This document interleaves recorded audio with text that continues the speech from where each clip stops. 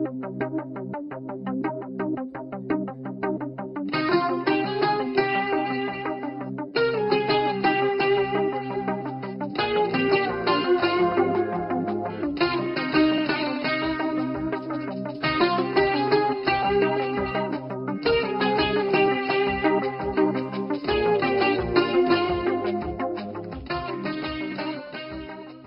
نمایش از غالبیت به دست آوردن ما در شهر استانا که در بین 50 دیزاینر جای اول را اشغال کردیم و با آن همین کلکسیایی که امروز به هواداران مود و مخلصان پیشکش کرده می شود.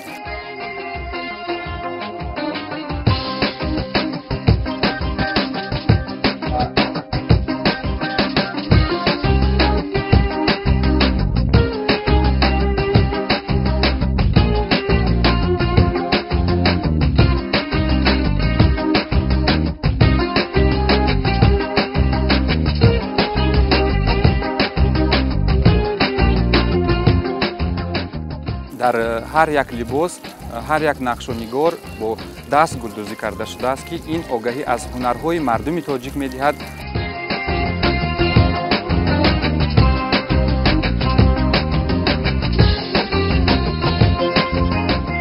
ما رو دعوت کردند به کشور فرانسه، به شهر پاریژ که ما باز با آن همین گونه کلکسیون ولی کلکسیون نو و این کلکسیون نو خود را آماده می‌سازیم و به شهر پاریژ به نمایش می‌گذاریم.